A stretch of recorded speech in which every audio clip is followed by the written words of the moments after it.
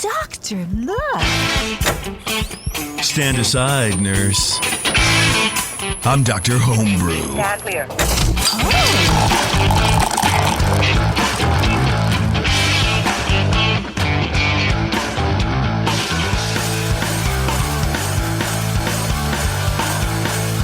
Hey, what's going on, everybody? Welcome back to another episode of Dr. Homebrew. We are continuing our romp through California Common with the Inland Empire Brewers. And I'm unwrapping the first beer now with the taking off the rubber bands. And back again are Doug and Jason. Welcome back, boys. Thank you for having us. Yes, thank you for. Of course, yeah. We want to talk a little bit as I'm opening. This is Doug's beer.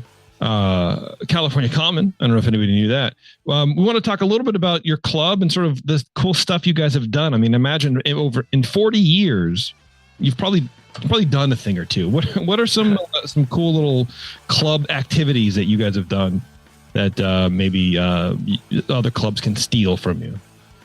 Yeah, so one of the big things, since it's our 40th, we started off by looking at the Peak Boots blend. The club actually partnered up with Skyland Ale Works. The club bought 15 pounds of the hops. We also got the malts donated by Premier Malt Group. So that way, they could donate as much as possible to them. We collaborated as far as a recipe, went over there.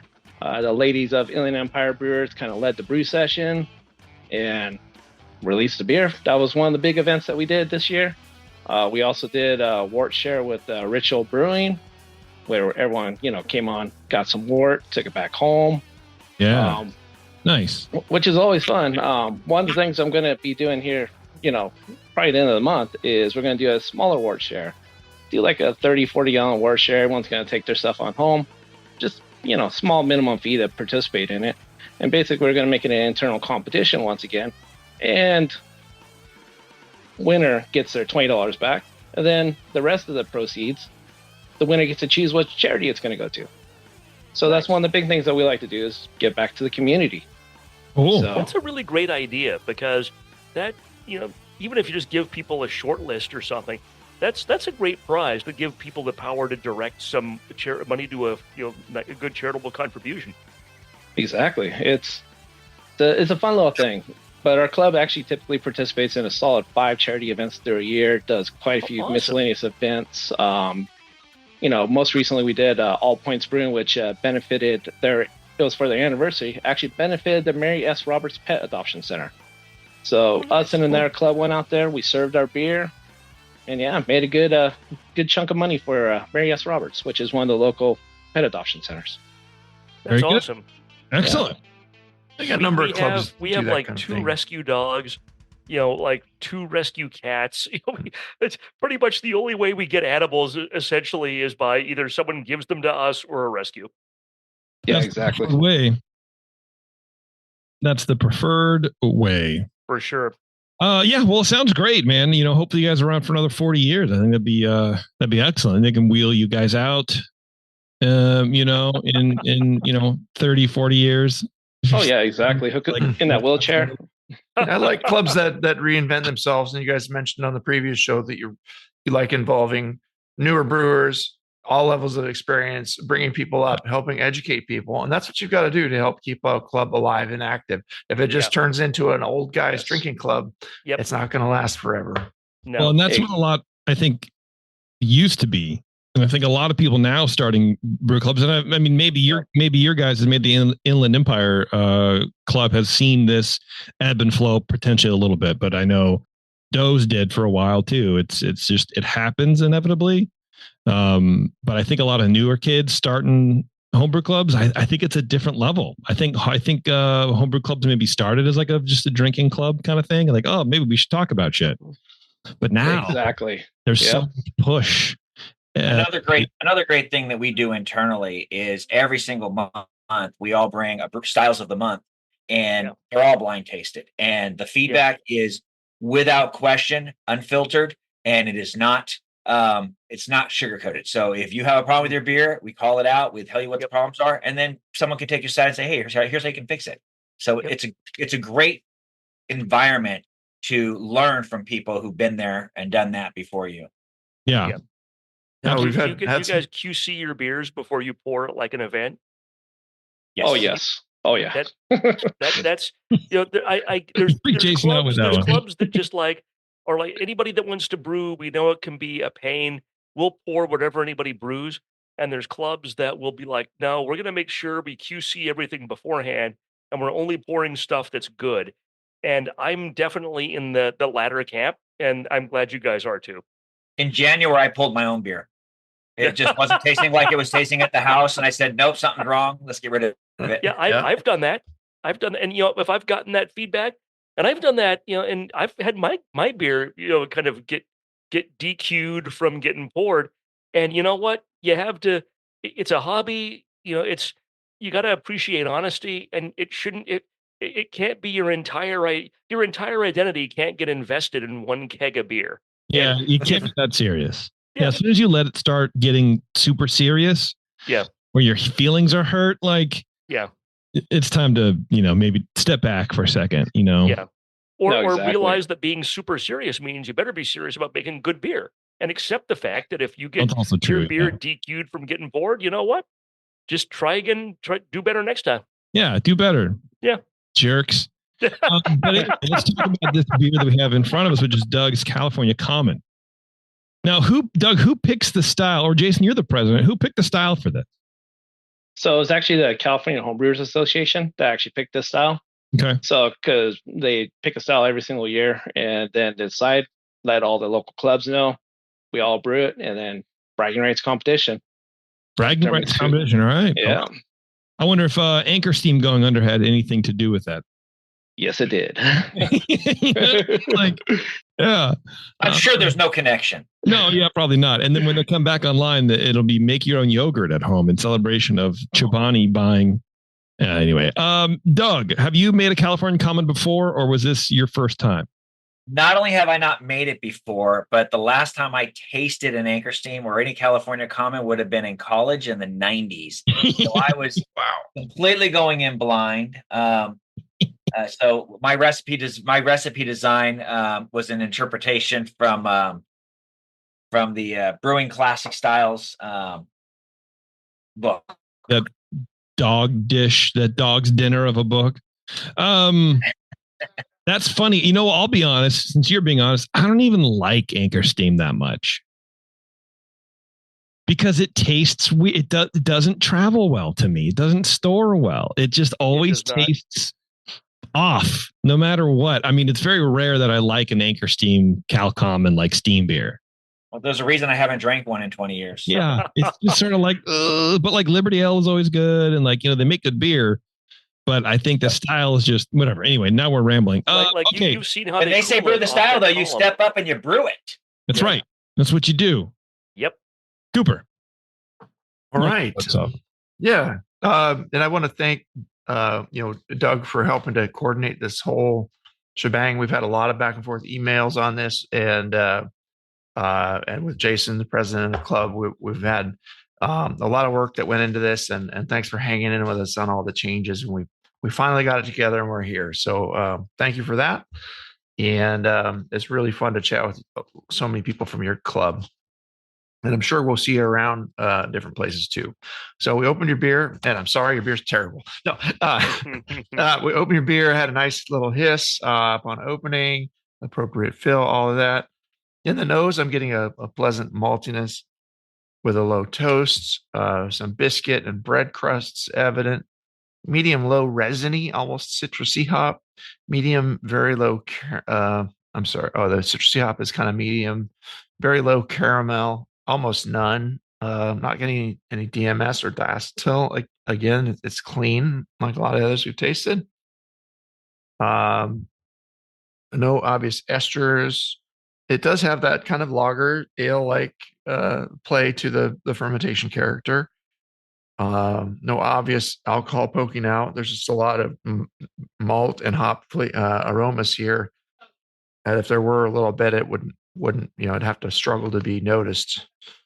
So the beer, your aroma is very inviting. I gave it an 8 out of 12.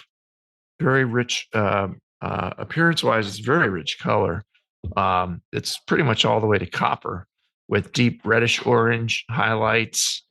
It is clear, and it has a soft-looking, creamy beige head that persists fairly well.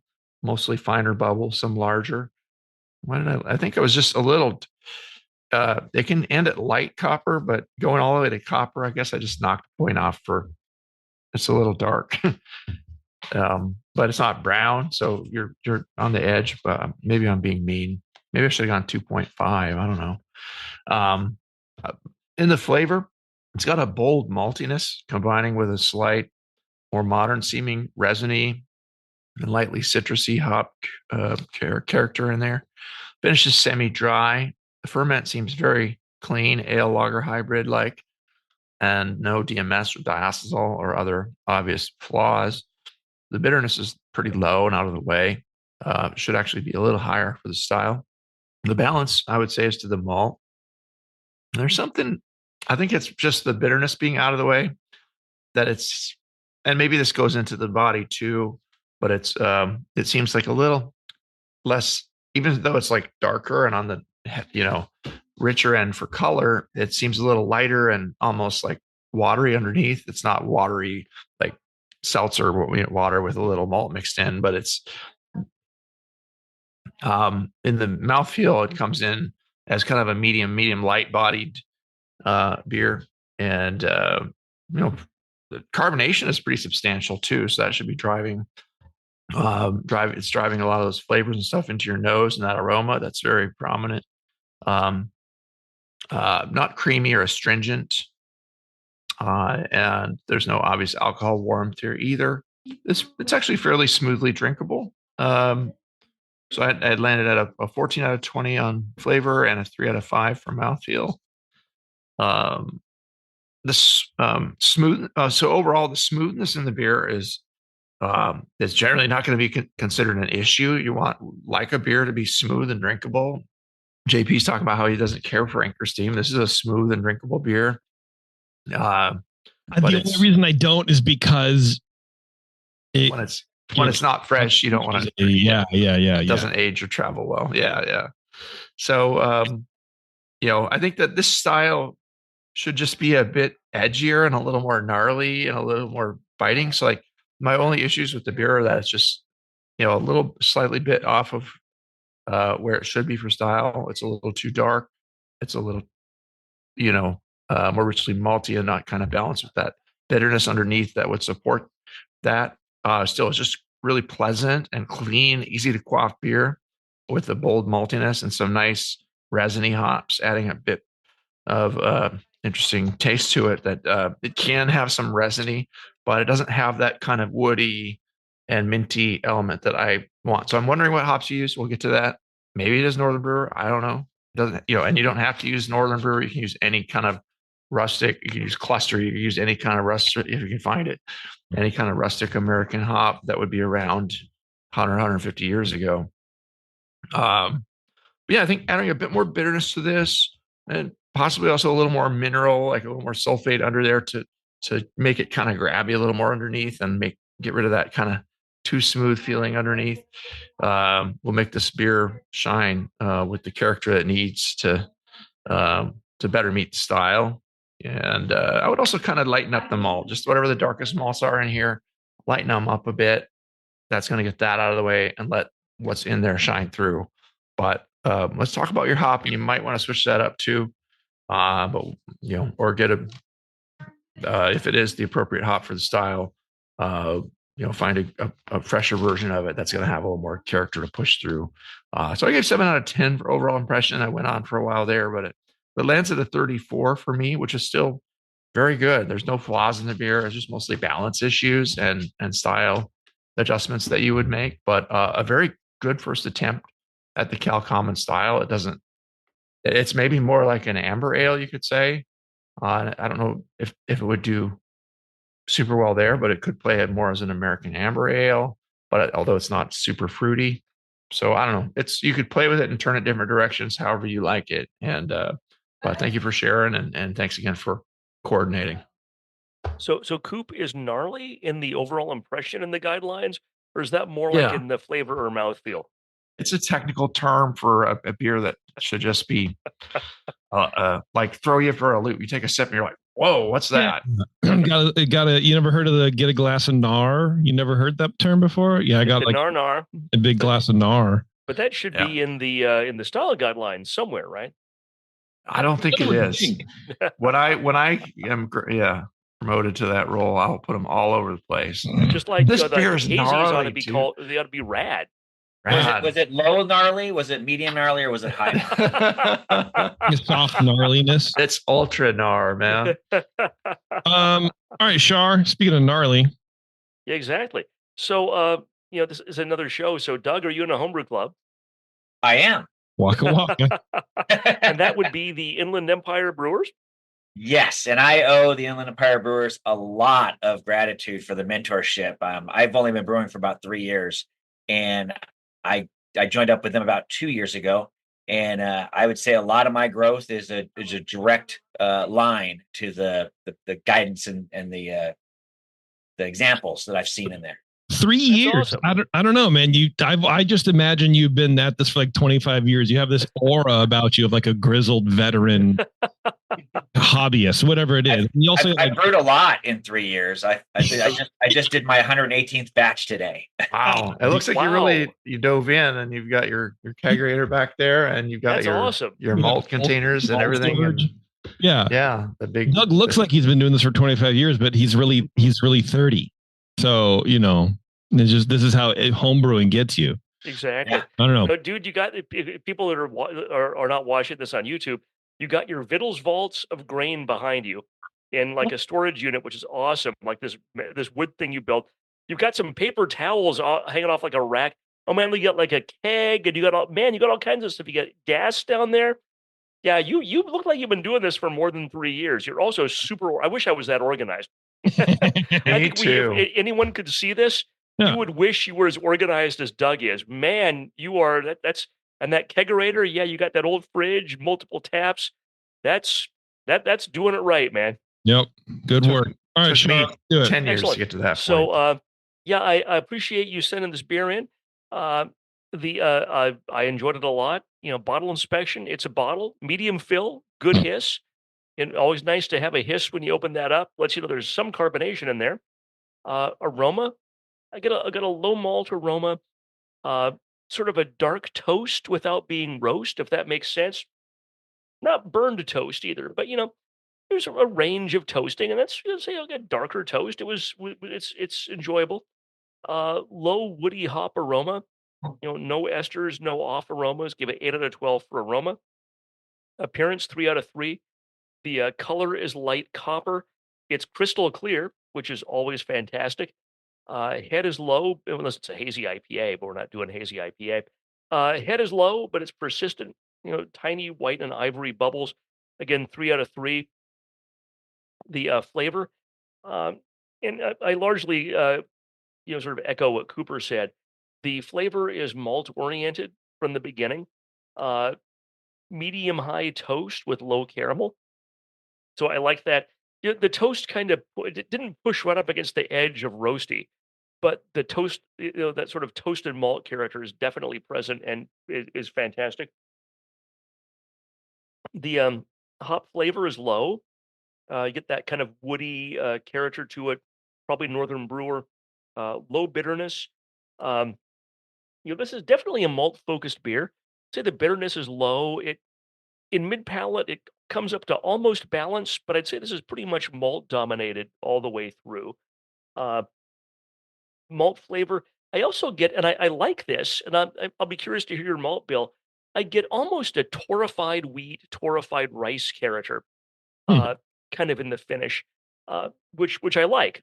If like sugar smacks without the sugar, which I'm sure anybody under 40 listening to this has no idea what I'm talking about. But that type of torrefied grain character, I think it worked. If you used that, I think it worked really well. If you didn't, then I'm just tasting something. But I enjoyed it. It's well attenuated. Balance is toward malt. Finish is balanced toward malt, and it's very long. Gave that 14 out of 20. Mouthfeel 4 out of 5. body's medium, carbonation's medium low, a little bit less than I would have wanted. No warming, it's more creamy than astringent. Again, I won't belabor the point about packaging. I ultimately just knocked at a point for being less carbonated than maybe would be ideal, but it wasn't so low that it had knock-on effects in other parts of the beer. Sometimes if it's very low carbonation, you end up with aroma issues because there's not the carbon dioxide to lift the aroma up. You end up some flavor issues. That wasn't the case here. It was, to me, just a little bit lower than might be wanted, but it wasn't dramatic. It wasn't drastically low. Again, 4 out of 5 for mouthfeel. Overall impression, 7 out of 10 for a total of 36. I like this beer. Uh, I think it can be really hard to clone for reasons we've described. I think it can end up being, like JP was saying, if you get much outside the city limits of San Francisco, it tends to oxidize quickly and not be fantastic. And I think that can lead people. I don't think this was I don't think that happened to you, but I think it can happen when people try to clone this beer. It's like when Australians try to clone Sierra Nevada and it comes out really caramelly and weird, and not like Sierra Nevada Pale Ale we have at home, because by the time it gets to Australia, it's old and it's oxidized, it's hot, and it's whatever. And I think that can happen to Anchor Steam, and people get Anchor Steam in LA, Orange County. I was saying in the last show, I used to go to this place in Long Beach and drink Anchor Steam, and I had one impression of how it tasted, and then I had it in San Francisco and realized, wait a second, this is much different when it's fresh. So, having said all that, I think this is a tasty beer. Again, if I were just enjoying this from a sensory standpoint, I'd drink this all day long. I think it's missing some of the hop bitterness that this should have. And pull up the guidelines again. I think there's a pronounced hop bitterness, and there's bitterness here, but I think when you brew this next time, I'd bump up the bittering hops by maybe a 30% and see what happens. Because the malt flavor is great, but it really needs a little more bitter. And Cooper was talking about this, as I recall. Yep. It needs a little more bitterness in the backbone to really kind of play off of that malt. But again, 36 is on the high end of very good. There's no off flavors that I could detect, no off aromas. Your process is fantastic. Thanks for sharing, and I want to hear all about this. Yeah, I echo kind of a lot. I mean, it's just sort of what I do. Yeah, I'd probably give it a 35, 36, maybe pushing 37. It is very good. It is maybe a little too heavy in the malt. I see what you were saying, Shar, about that kind of like corn cereal kind of thing or whatever. And I get that too. And I do like it also, but I feel like, I don't know, maybe that with the caramel malt doesn't work super well. Yeah, it seems like a bigger version of the style. I like it too. I think it's great. So I'm looking forward to hearing the recipe, Doug, if you want to throw that out to us. Sure. So like I said, props to Classic Brewing Styles for the recipe. They had a extract version that I modified and interpreted. So it's 77.8% two-row, 7% Munich 1, 2.2% Victory malt. I did 5% C20, 5% C60 to give me a C40 blend. And then I put in 1%. This is probably where all the darkness, because this definitely has a brewer's fingerprint on it, because I tend to always lean a little less bitter than everyone else and a little more malty than everyone else. That's kind of what I like. So it's got a full percentage of English chocolate. Okay. Wow. Now that you say chocolate, I didn't get chocolate until you said the word, and then I'm like, wow, yeah, it's not a huge amount, but it's in there. It's noticeable. 1%. Yeah, and I think it plays well with that crystal blend. Yeah, wow. All Northern Brewers, about 40 IBUs with 26% in the 60, and then in the, I don't have if it's 15 minutes or 30 minutes, but I had 9.7% or 9.7 IBUs in the mid range, and then at the end I put another 2.9 in. I kept getting a resiny thing last night, but as I'm drinking it tonight, I'm not. And it was like the fourth beer I had sat down, thoroughly judged, and yeah, so I'm not getting as much of that. What I thought was a resiny. It It does have the YLP 810, the San Francisco lager yeast. I did put a dropper of the AALCD in there to ward off the evil spirits. Yeah. You mentioned water chemistry, so it's about a 1-to-3 chloride to sulfate ratio. I have my sulfates are 141 in the target, and it's 57 in the chloride. I kept the calcium under right at 138, so I kept it below that 150 mark. To me, when I tasted it, I felt like it was almost pushing minerally. Not quite there, but so I feel I'm glad I kept the calcium where I did. So that's kind of standard lager. 3 days is all it took at 15C to get to 110.25, and then I bumped it up to 17C and ran it for 10 days and cold crashed for 10 days. Well, any notes, Brian's? I should come up a point just because I was mean on the appearance and There you wrong on the hop. So There you go. See, Doug, if you just stare at these guys long enough, they fold like a cheap suit. just 1 point, jeez. Well, for now. And because JP liked it. Yeah. Yeah, I thought that 1% JP of liked it, and chocolate JP was a doesn't bold like the move. style, so that's a good idea of my I'm not a giant fan my of the brewer's style. fingerprint. Yeah. Cool. Well, Doug, do you have any questions for the guys? No, I said this before we got. I just wanted to, thank you guys as a team, because you guys have been very educational for me in my education process. I'm very much a deep diver. If I get into something, I like to deep dive and learn as much as I can. And your show has really provided me a lot of really valuable information. Cooper was really helpful I just recently got my BJCP certification. Cooper was really helpful in that, and your show was something that that was definitely helped me kind of just learn how to talk about beers and how to look at them. Oh, I appreciate that, Doug. You went all the way back to Congratulations. episode 1 with Lee and myself, and a long like almost a dozen years ago now. It's like crazy to think. That's cool, man. Good to hear it. I appreciate that. Congrats on getting your certification. It's not easy. Yeah, that's awesome. Yeah. Okay, we are going to take a break. Cooper, who we're coming back with? Can't hear you. Ricky, don't lose that number. Ricky, I'm sure he loves that joke. All right, we'll be right back with Ricky here on Dr. Homebrew. Don't go anywhere. We'll be right back. What's up, homebrewers? Hey, let me ask you a question. You spend a lot of time making your beer taste the way you want it to, right? Some of you even send beers into Dr. Homebrew for feedback. Well, the next logical step in your creativity is to craft some labels for those beers. And there's nobody better at creative labels than GrogTag. Their easy-to-use designs let you turn out some pretty amazing stuff like labels, bottle caps, coasters, even six-pack carriers with minimal effort on your part. They have a range of label sizes that fit any vessel you can think of. Bottles, cans, growlers, kegs. GrogTag has you covered. Head over to grogtag.com today and check out their line of amazing, fully customizable templates and get your beer looking its best. GrogTags are water resistant, reusable, and will have your naked bottles looking great in no time. That's grogtag.com, and be sure to use code BNARMY at checkout to save 10% on your order.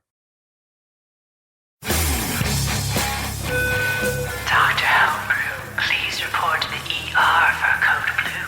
Dr. Homebrew to the ER, please. Oh, and your tea time has been moved to 2:30.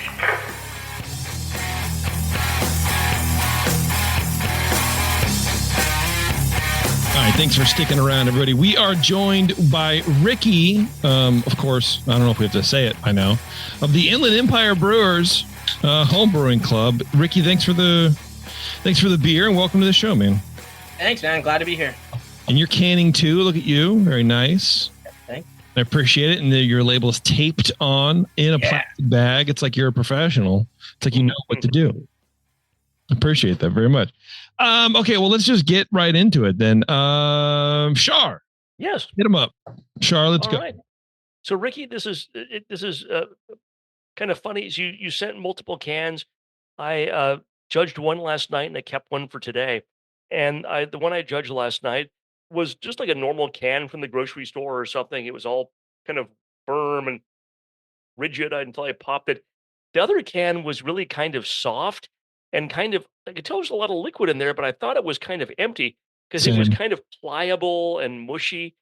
That's, And I that's opened it me. up. You're describing my middle section. Yeah. Water, mushy. Yeah, I should be doing some ASMR, OnlyFans. It was No. pliable and mushy. Yeah, no, that's just gross. So I saved that one for tonight and opened that up about 45 minutes ago. And it was weird. It was almost filled up to the top, but for some reason, some pressure must have gotten out somewhere because it had like has zero carbonation. This is not the one that I judged.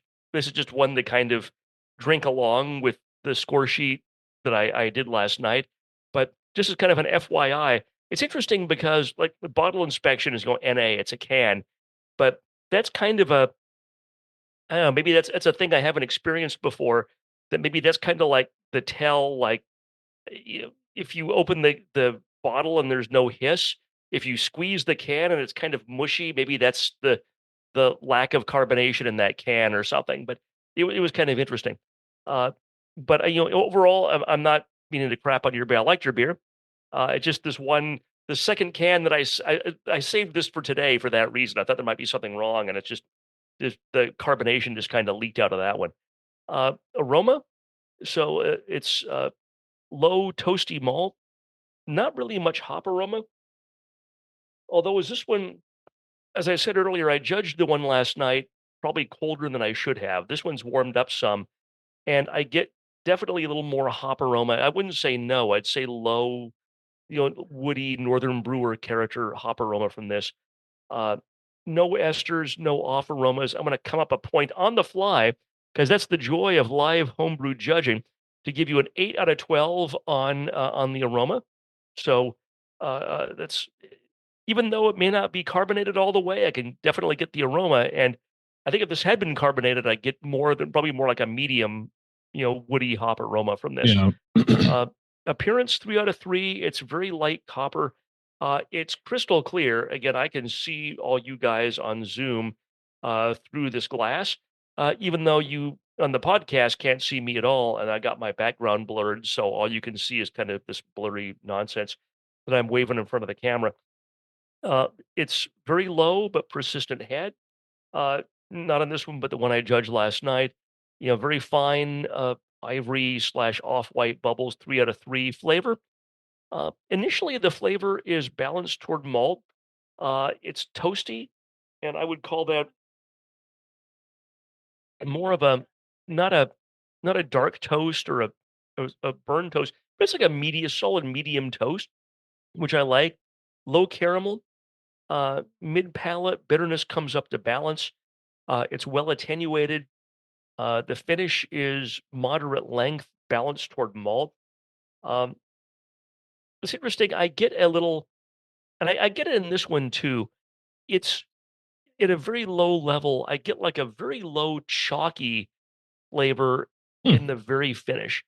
And later on, I'll be curious if you adjusted your water or something, or if maybe that's just some weird idiosyncratic thing that I'm tasting that maybe is reminding me of something else. I also got I don't get it in this one. In the other can, as it warmed up, I got what I perceived as a little bit of oxidation, but I really don't think that's the case. I think that I was mistaking. There's definitely caramel. I'm going to come up a point again on this. So from the can, I in the finish, JP's kind of You just stare at them long enough, man, and they, Yeah, for those of you that are not looking at the YouTube, Doug is not, or Doug. They don't need to. It's still the caption is Doug. Ricky is he's just got that They deer don't in the need to know. headlights look. He's not staring me down. But I'm just, for whatever reason, like, again, I was judging these at like midnight last night too. Not really the ideal time or mindset to be judging beer, but you do what you got to do. And I'm not. I think I talked myself into a little bit of cardboard that really isn't there. And if it's going to be in anything, it's going to be in the beer that lost some pressure. There might have been a little leak or something. I think when a beer is flat, it reminds you of stale beer because it's just flat and it doesn't have that prickle doesn't have that bubbliness, Right. and it just like lays. It gets flabby and just But lays there. it was the one that was carbonated that I got that from last Oh, night, okay. Oh, not the flat one. But I'm thinking if it really was oxidized and if this thing lost pressure, the one that's flat is going to be the one that's oxidized because oxygen might get in. That's what I'm saying. If I'm not getting it in this, it doesn't exist. mm. So that's like 13 out of 20 for flavor. Mouthfeel, 3 out of 5. Uh, Body was medium. Carbonation was medium low. Uh, well, why did I give this 3 out of 5? Again, this is why you don't judge these beers at midnight the day before the show. Yeah, that's typically why home brewing competitions are in the beginning of the day. Yes, why it's like a Saturday morning. Well, you can't Right. drink all day if you don't start at 10 a.m. But it's also just looking at my body medium, carbonation's medium low, which is fine. Even on the carbonated one, it's warm. There's some warming, which is fine. It's also the last one that I judged last night, so of course it's going to feel warming because I, judged like 5 beers at starting like 11 p.m. and I hadn't really had much to eat all day, so of course it's going to be warming at midnight. Neither creamy nor astringent. This should be at least a 4. Again, I'm going to come up again. Yeah, Ricky, I don't want to shortchange you because you happen to end up in, not pole position, but in, the last one that I judged, last night. That's not fair to Well, you. So there you go. 4 to 5 for mouthfeel. Overall impression, I give that a 7 for a total of 35. I like this beer. Thanks for sharing. Uh, I got and I got a little bit in this one. Maybe I talked myself into it. I got a little bit of chalk in the finish.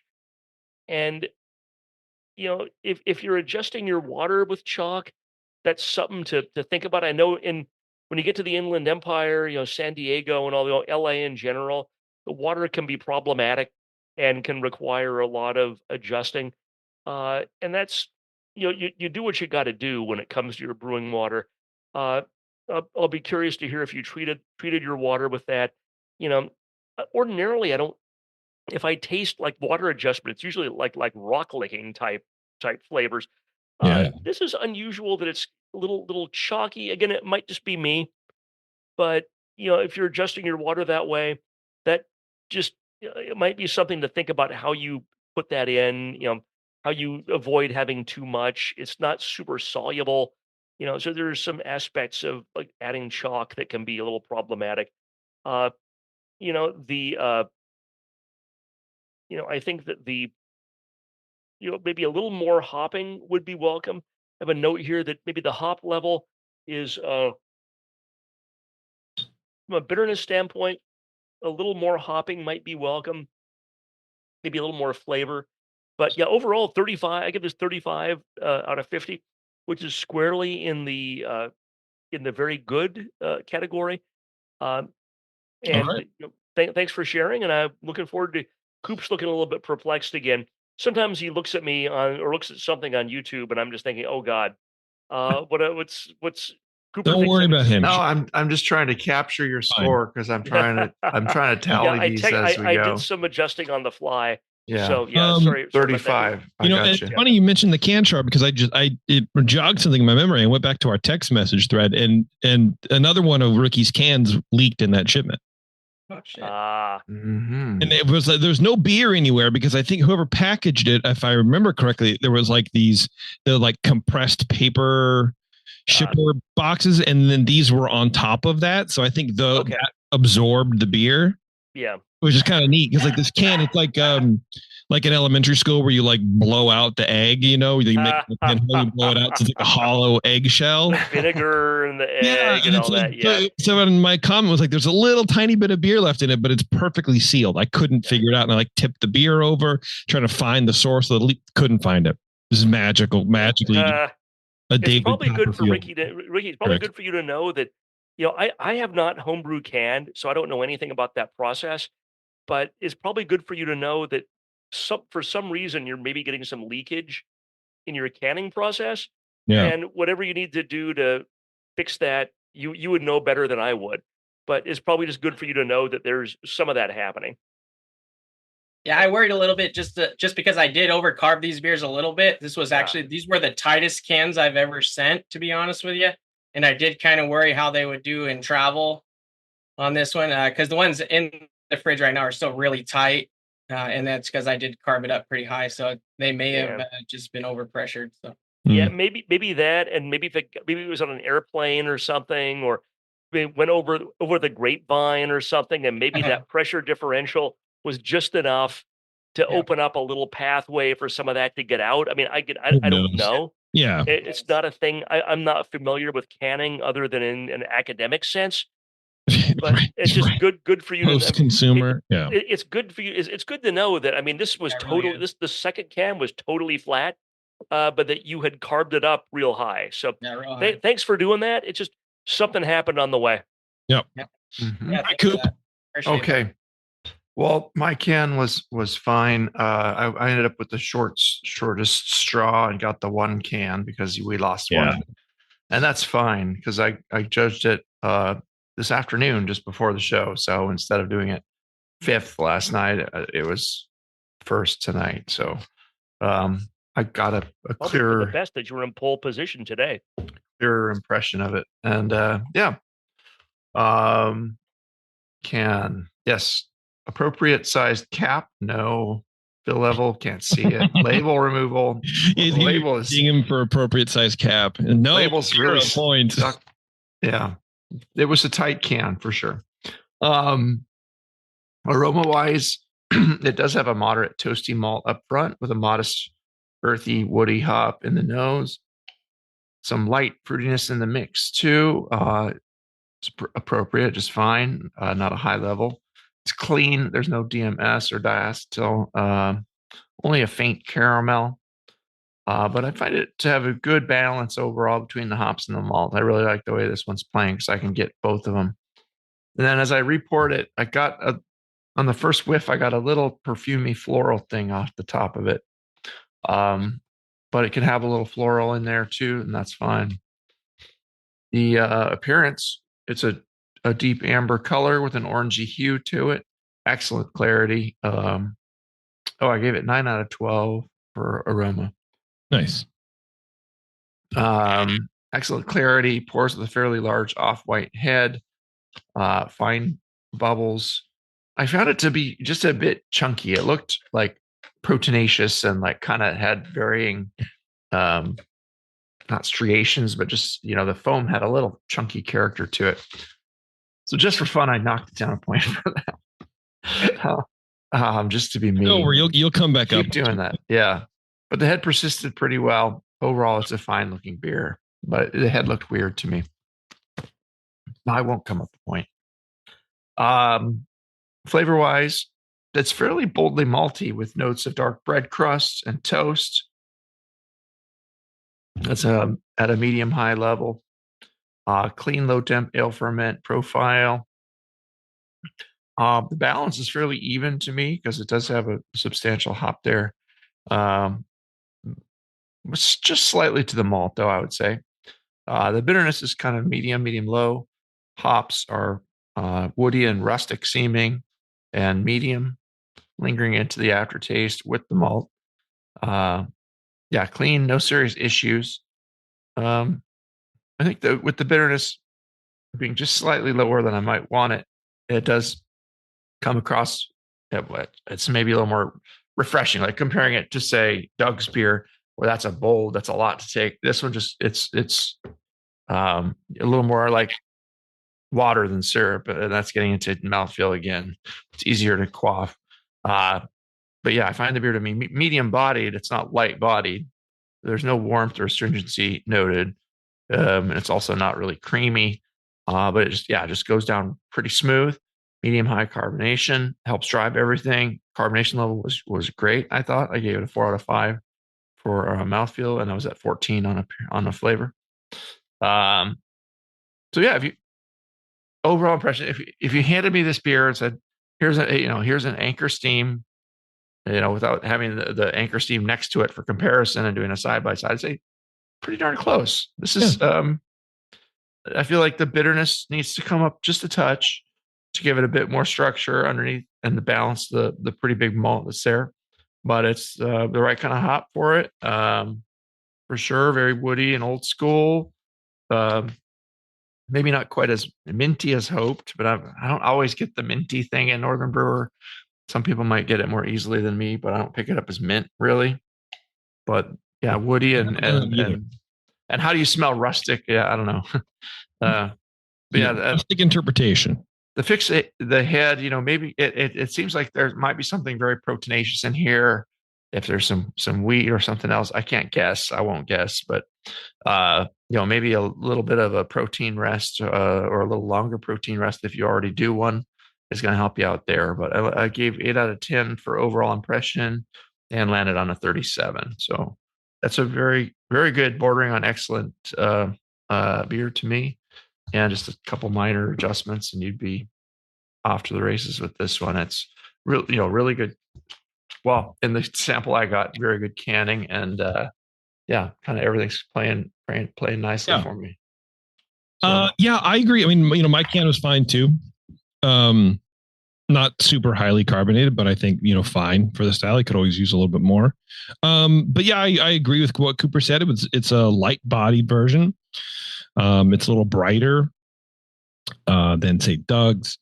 But yeah, I think 35 would be totally respectable, totally appropriate score for this beer. It's a very good homebrewed version of the style. Ricky, do you have? Oh no, let's do your recipe real fast, if you wouldn't mind. Yeah. So I'll touch on my recipe. I went 88% Munton's Pilsner. And then I went 8% Caramel 60. And I went 3.6% Mecca Grades Graham and Cocoa, which is their Opal 22. And then just 1% for color, pretty much of the chocolate malt. I definitely changed up the hops, though. I didn't have the Northern Brewer hops on hand, so I actually went with the Chinook at the 60-minute. And then for the 15-minute, I actually went Strata. Okay. Yep. I did change my favorite hop. Yeah.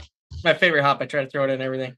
As I re-smelled it had that perfumey floral thing, but I'm not getting what is Strata supposed to have again? So I was trying to get kind of more like the dankish flavors out of it. Dankish, yeah. The dank can play like a little bit of a woodiness, maybe. Yeah, here. that's what I was trying to get at. And that it's not like a really tropical or really citrusy hop, but it's that's interesting what you did. Wow. Yeah, we did a show a long time ago, maybe 4 years ago, where we had like a couple of commercial beers that were like Strata only. And as I recall, we didn't like the Strata by itself, but it's one of those that really is a great blending hop, kind of like Cashmere or something. Like it doesn't. There's very few beers that can handle that on its own, but as a blend, it's a fantastic blend hop. Yep, absolutely. And then when you touch on the water, I start with the RO water, and then I build it up. I went 2-to-1 on the gypsum to calcium on this one. Okay. And then I went with Lallemand Nova Lager for the yeast. The Lallemand what? What's that? The Lallemand what? The Nova Lager. Oh, okay. Nova Lager. Yeah, I think I don't know with I wonder how yeast selection and hops work together in a recipe like this. I wonder if that might be, I appreciate like kind of the hop, switcheroo a little bit, but I wonder if, I don't know. I wonder if, I don't know what I'm trying to say. No, what you're saying makes a lot of sense. Where there is always an interplay between your yeast and your hops. And I think with this style specifically too. Yeah. Yeah. I don't even mean like biotransformation. I just mean like the flavors that yeast throw versus the flavors that hops have. Right. And you're having the Lallemand yeast, is that more of an ale or a lager, or is that intended to be a hybrid? It's intended. It's an ale lager hybrid. Okay. So that it could be. I did it at 65 degrees. Okay. Right. I'm just not. That's a dry yeast, right? Yes, correct. And I didn't notice. Like we've talked on numerous occasions, dry yeast in 2024 is just fine. Nothing wrong with dry yeast. In fact, You can maybe even pitch more yeast dry than with a liquid yeast sometimes. But I'm just not familiar with the flavor profile of that. And yeah, that's I think JP's point is, maybe we're just not familiar with how a Lallemand, hybrid yeast tastes with certain hops, especially like a modern hop like Strata. Yeah. Right. Yeah, I think it might have thrown something the flavor profile wise. Maybe, yeah, I don't know. I'm not as well versed on my vocabulary as I probably should be to make this assertion, but I feel like there might be something in the flavor with regards to that. With I mean, there's a reason why they're old school hops. I know you didn't have any, and blah blah blah. But Cooper, you want to say something? Yeah, no, I like how it plays. It's a good trick, as I said before, and the dank versus it doesn't come across as super dank to me, and it doesn't. No, but there is a yeah. But as I re-smelled it, I had that perfumey floral again. But I think what it is, I think for this beer, I think it's confusing.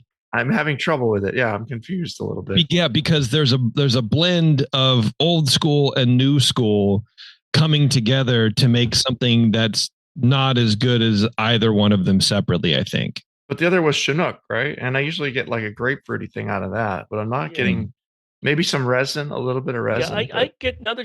I think about the Chinook. I get a little piney, which I think works well with in a northern brewer type of family. It's wood, fine, yeah. Wood and wood adjacent. Wood adjacent, yes. But yeah, it's interesting, and I'm wondering if maybe the like that very low chalky character was maybe like one of the hops, or maybe like a fermentation byproduct or something.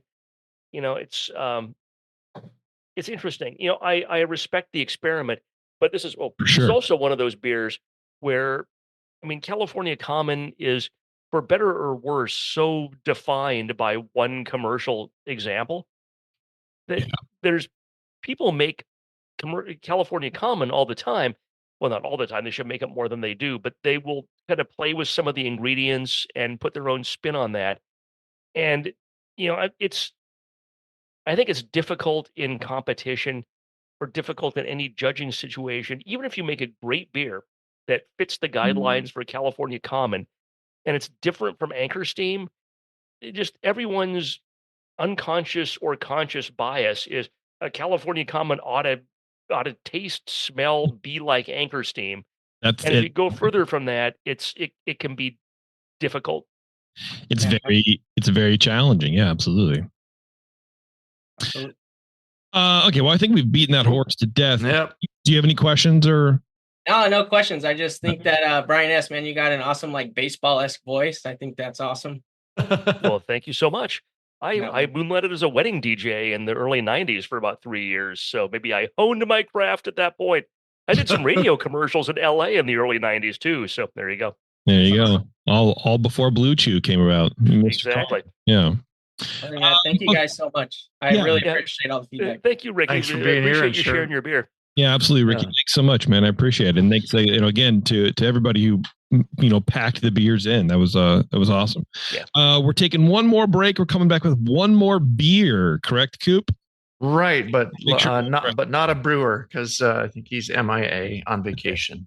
But we do have his recipe details. Nice. So we can still do the beer. Cool. All right. Well, we're going to take a break. We're going to come back with whoever wants to hang out, and we'll be right back here on Dr. Homebrew. Stay with us. Hello, fellow BNers. This is Sully from the 21st Amendment Brewery located in San Francisco, just 2 blocks from Giants Park. Before Nico and I opened the 21A and before I was a professional brewer, I homebrewed on my small 4-burner apartment stove in a back house in Santa Monica, California, making my extract brews before graduating to the daunting idea of all-grain brewing. Homebrew books and information was hard to come by back then. The internet hadn't been invented yet, along with other things we take for granted today, like electricity and potable water. One thing I wish I had back then when I was learning was a radio show that could teach me the ins and outs of brewing and answer questions that I had about homebrewing, a resource for making great craft beer. The 21st Amendment Brewery is excited to be a proud sponsor of Dr. Homebrew, a great show that teaches you what you need to know about making incredible beer. Good stuff. Listen up, you might learn something. I certainly did. And thanks for your support. Tasty Crack Kings. The leader in affordable, high-quality kegerators is here. Introducing Komos, the kegerator designed with serious beer drinkers in mind. It features an all-stainless steel draft tower, a major upgrade over traditional chrome-plated brass towers, and Komos keeps your new tower cold with their air-cooled tower fan, wrapping your beer lines in frigid coolness. Your beer is poured from innovative forward-sealing faucets that don't leak, so they stay cleaner for longer. Dual gas inlets on the rear of the fridge allow you to run both CO2 and nitrogen gas. Serve your beer with CO2, serve your kegged wine, or even cocktails with nitrogen. The digital temperature display has the largest range available, allowing you to use the Komos kegerator for fermentation if you need to. And now Komos kegerators ship with duo-tight draft fittings for that click-to-connect assembly we've all dreamed of. Buy direct from KomosDraft.com and receive free shipping on your order. That's KOMOS Draft.com.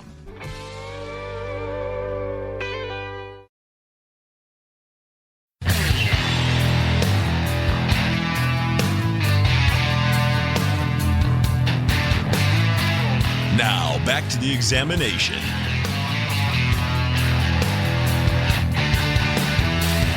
All right, thanks for sticking around, everybody. We are back, and Mike, I believe, is the I should have checked before I opened the beer. Is the brewer who we're going to be drinking his beer today, and he is not here. He's on vacay. He's taking a little trip. Good for him. Yeah. So we're going to be hanging out, talking there, and Jason and Doug are here hanging out. And if you guys want to chime in, you're more than welcome to as well. But look, classic style, classic beer. Here we go. Shar, why don't you take us on, dude? All right. So, Inland Empire Brewers. Why don't you guys give us the website one more time in case people didn't listen to the previous show? I think it was iebrewers.org. Yeah, it's iebrewers.org. That's our website. Make sure you guys head on over, check us on out. Yeah, especially if you're in the Inland Empire, Riverside area, San Bernardino, check these guys out. They're making great beer. San Bernardino. Yeah, they're cool folks, and definitely think about going to a meeting or two if you're down there. When one of the women in our homebrew club was told a story about going to the grocery store quick before going to our homebrew club meeting, and some guy in the line was trying to chat her up about whatever, and she's like, "Oh, I can't. I'm going to a meeting right now." And he says, "Yeah, I'm going to a meeting later too." And she said, "I think we're going to two totally different meetings." What meeting is what meeting is he talking about? Undoubtedly, the Friends of Bill or whatever the friend of Bill W. Yeah, exactly. So that's totally kind of a totally different meeting. But anyway, I enjoyed this beer. Bottle inspection, it was good fill, hiss on opening, aroma, low aroma overall, low caramel, low woody hop aroma, nothing off about it. Gave it 7 out of 12. Appearance, this is one. I'm going to come up on one on this because the previous one was again. I judged this last night. There was a low haze in the previous bottle for whatever reason, and this sample is 100% clear. I'm not seeing any haze here at all. It's not a hazy IPA, of course. It's a little bit, yeah. But maybe there's a bottle variation. These might be bottle conditioned. Again, I didn't check. It doesn't matter. No. But that might explain why some are a little hazier than others. But I'd given it a 2 on appearance for the haze. Large, persistent white head. I poured this sample a while back. Again, I'm not sure why I'm holding it up. You can't see. But it's persistent. It's nice. I like that. I'll come up to 3 based on this. On this. There you go. He's not even here to stare at you. I know. Let's see. Flavor. Initially, the flavor's malt forward with low caramel. And the bitterness rises to a medium level in mid palate to almost balance. It's still, I think, overall a malt-oriented beer. Finish is moderate in length and balanced, very well attenuated. This is there's a lot of flavor in this beer, but it's a very dry beer that, I wish we had the brewer on hand to tell us, something about the final gravity.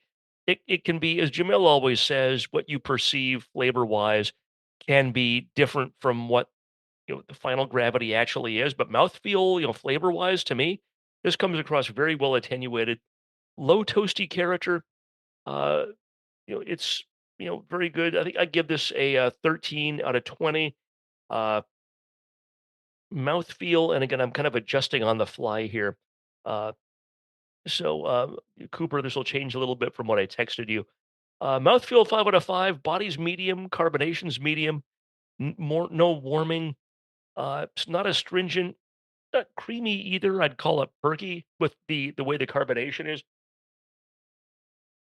I the the score sheet gives you the information that you need to make sure that you discuss, like creamy and astringent, and those are good descriptors. But a lot of beers are neither. An oatmeal stout is going to be creamy. Astringent is Right. going to be an off flavor.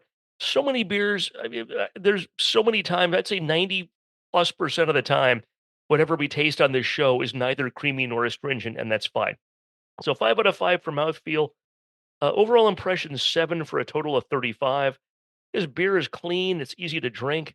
I like it. It's malt focused, but it is kind of lacking in the pronounced hop bitterness. I'd say the bitterness is decent. It's solid medium, but it really needs a little bit more bitterness to to balance out the malt here. Even though this is, I think of all the beers we had, this is maybe the most attenuated and maybe the least malty, if that makes sense. It's got a lot of malt flavor, but in terms of body or something, this one to me is be the driest and most attenuated. So it doesn't necessarily need a lot of bitterness in addition to sort of balance, but a little more, maybe 10% more bitterness might be welcome. Uh, I think this is well made. There's no off aromas, no off flavors. Again, total is 35. I like it. And Mike, when you hear this when you're back from vacation, I hope you enjoy your score. All right. Don't hunt me down. All right. Please don't hunt me down. Yeah. So I'll go through my, if that's okay. The bottle had a nice grease pen writing on it and appropriate label removal though. So, and yeah, good fill level. Nice. A very strong hiss upon opening. The beer, it gives off a medium high woody herbal floral note from the hops. Alongside that, a pleasant dark bread toastiness with just a hint of caramel malt. Clean kind of cold ale lager fermentation again, but as I smell it again, and this is a warmer than the one I judged last night, it seems a little fruitier than I might have had it before. Last night I was taking them out of the fridge like one before as I was judging the one I took out the next like 2 beers down the road that I'd be judging. So they'd all be relatively the same temperature. This time I just took everything out for this show at the same time. So this is a little warmer and it's a warmer day and it's not, 11:30 at night. Close though. But it has a dark bread toastiness. It does have an interesting kind of a dark fruit alongside with that, alongside the dark breadiness. And it's I don't know. The esters are kind of medium low. No DMS or diacetyl though. Fairly a bold and big beer. It's pushing a lot of aroma because appearance wise, it poured this massive, fluffy looking beigeish head with some finer and some larger bubbles, but it just threw up a massive head at the start, and it sticks around quite well. So yeah, it's fairly clear, a deep amber, like copper colored beer. Nice rich color to it, and yeah, the head retention is just great. It just pushes up a lot of carbonation. It's easily roused. There's a lot in there, and impressive that he got it in the bottle with that much carbonation and kept it in there. Again, most people have the opposite problem.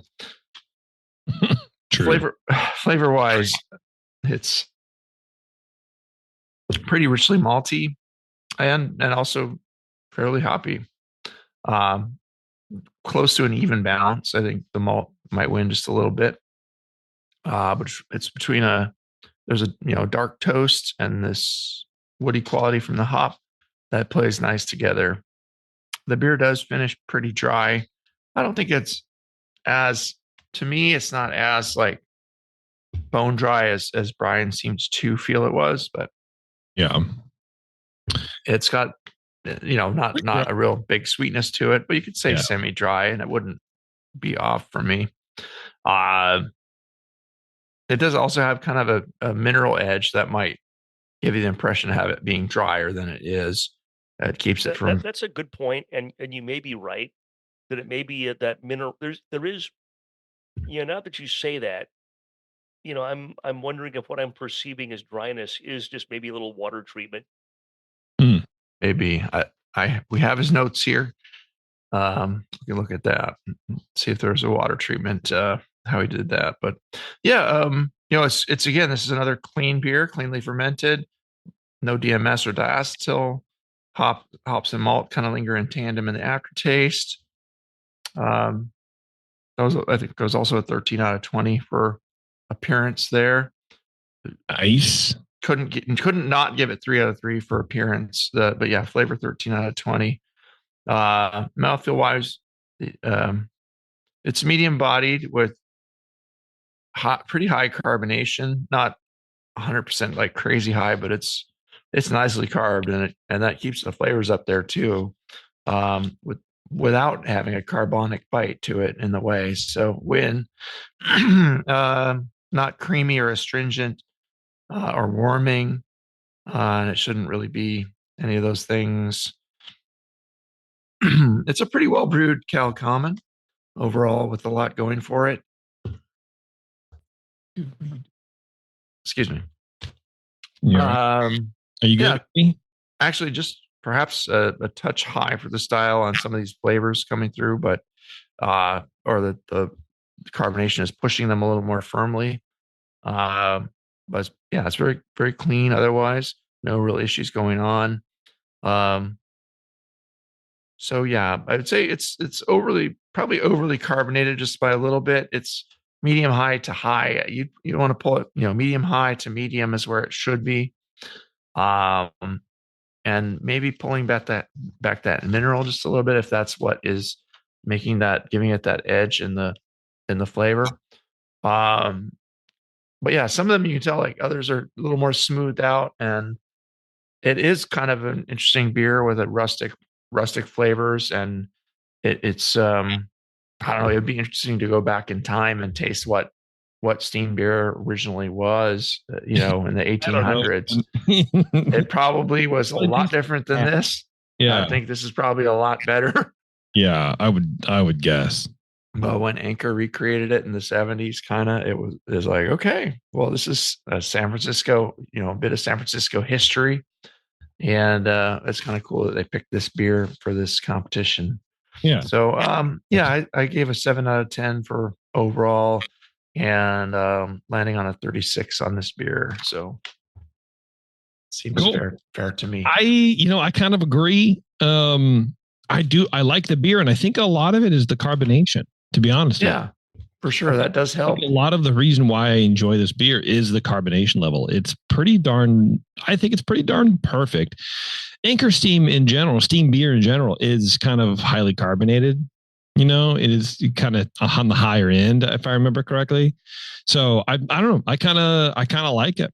I kind of like where it is. On that, it does have like a rich maltiness, and that's I want to hear his recipe, because it seems like a lot of the guys, Doug and Jason, a lot of guys in your club are feel like they're on the same wavelength of like, there's a little, putting a little chocolate in there, a little something extra just to kind of beef it up.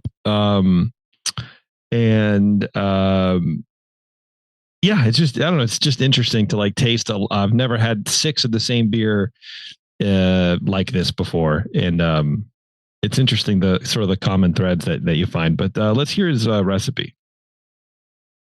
Okay. Well, I've got it, unless one of the other guys wants to go through it. Nah, go for it. All right. So yeah, the fermentables, he used 8, and this is a, oh boy, what size batch here? Batch size, 5 gallons. Okay. 8 pounds of brewer's malt, 2-row, 8 ounces of Gold Swain red. I'm not sure how to pronounce that. And 8 ounces of C60, 6 ounces of Munich, 4 ounces Black Swan honey biscuit, and 2 ounces Black Swan coffee 190L. What the fuck? Coffee malt. You guys, is Mike, Jason, is Mike a weird dude? Like, what's going on? Well, I've never heard half of this shit. Yeah, we got hooked up by one of the local maltsters with a bunch of the Gold Swan and Malt Europe stuff, and he happened to have some leftover, and he just used what he had on hand for this. Oh yeah, dude. Yeah. I mean, I think it works, but like there is, and maybe that honey malt sort of is giving off what I'm kind of like crystally sort of like it hangs around a little bit in your mouth. I mean, it's a good. Yeah, there is C60 and Munich in it. Well, yeah, that'll do it too. But yeah, so and the hops were Northern Brewer, Fermentus Safe Lager yeasts, and came out at 5.4%. I mean, for a beer, just using stuff you had on hand, it came out pretty good. Yeah, have you had this? I have, yeah. He's actually the one that we the club picked to go forward to represent our club. Oh, yeah. When is the judging for the whole thing? When does that happen? Has it happened? Yeah, that happened back in May, if I remember right. Yeah. And who won? For our club, it was him. Yeah. Oh, nice. So, well, shit. And it was so blind. They actually set up tasters for all the beers, and then they had a station for all the members. They had an entire house just filled with beer, and then everyone went to their little station and did their tasters and filled out sheets. It was quite the experiment. That sounds wild, man. Yeah, the people didn't even see what the beer was actually poured out of. So, because a lot of people bring growlers or bottles. Yeah, no one saw anything. It was just you walk on in and there you go. There's your flight of tasters. Jeez. Well, I think carbonation is definitely something that helps, because if you don't have a certain level of the carbonation and the beer falls flat and you're sitting around judging them for a while, this thing just stays perky the whole time it's in the glass and all the way to the end, all the way down the glass. Yeah, still has a head like that. So Mr. Dunn, I think he needs to do an educational coming up on how to keep carbonation in a bottled beer, because I want to know. No, exactly right. Yeah, that'd be a great. You can't do too good, because then you're going to be voluntold to do something. Yeah, fine. Yeah, I thought it was a cool beer. Any more notes, Cooper? That's it, huh? Well, he said his thoughts. He really enjoyed the beer for his palate and drinkability. The play of toast and maltiness has a nice complexity, and there's enough bitterness to create balance. I really try to make beers where the flavors, aroma, and mouthfeel are in balance and cohesive. I do think it is a little off for the style from what I remember about Anchor Steam. So I think he's right. It's cool, but it's not. It is off a little bit. He said to be closer to style, he would put a little more caramel and a little more bitterness, and increase the 60-minute edition slightly. More caramel? No. I don't know. Yeah. What do you think of that? What do you think? More caramel? Yes? No? And he said he would increase the C60 and decrease the biscuit. Although, which one is the biscuit? Oh, Black Swan honey biscuit. That's only 4 ounces though. Yeah, I kill it. Honey is. I always get rid of honey malt anytime you have a chance. Yep. Yes, just get rid of don't just decrease, get rid of the 4 ounces of honey biscuit. Yeah. And bump up, sure, add a little bit more C60. Why not? I guess it's been a while. I guess I'm trying to remember, my filing cabinet from Anchor Steam. And like, I guess it is a pretty like crystal-y beer. But the high carbonation and the fermentation esters really clean that up. So you and it's why it doesn't travel so well. Is that caramel will oxidize in a heartbeat. Yeah. And you've taken the Anchor tour and you've seen back when they were in business, and how they cool that beer. They kind of, that wort goes on like a thin sheet on like a big cylinder that's cold, so it's getting oxidized the whole way down that cylinder. And it's just, I don't know. If you're going to have caramel malt, you're going to have to deal with the consequences from oxidation. And if why not bump up C60 some, see what happens. Yeah, I guess. Yeah. Well, he fermented it warm at 65 degrees for 7 days and 70 for 3 days. So cold crashed. Sounds good to me. Yeah. All right. Well, if that's it, we're going to wrap it up. We're good. Well, I think we're good. We need to do some averaging and figure out who we like the best. Well, how much time was that going to is be? doing some math. I want to thank Inland Empire Brewers for having all you guys on and for having all your beers. It was really a lot of fun, and it was great to chat with all of you and drink all your beers. You're brewing great beer. I think you're really helping each other out and learning and teaching each other, and that's one of the key functions of a homebrew club. You're doing fantastic. Again, thank you so much for being on the show and for sharing, and just keep up what you're doing. It's really working. Awesome. Thank you for having us on. Yeah, absolutely. Appreciate it. Look forward to seeing you guys again next week. What's that? Next week, yeah. I don't know if I can take it. Cooper. All right. Well, it was really, really close. Most of these averaged to the 35, 36. Yeah. But just because I was a little nicer to Jason, he averaged up to a 37.25. So Jason gets the kudos for it. I just thought it was just really because you're on the show right this second either. Take that, right? Really smooth and drinkable, and I did enjoy that one a lot. And it was I've been staring at you guys long enough that you're all giving me extra points now.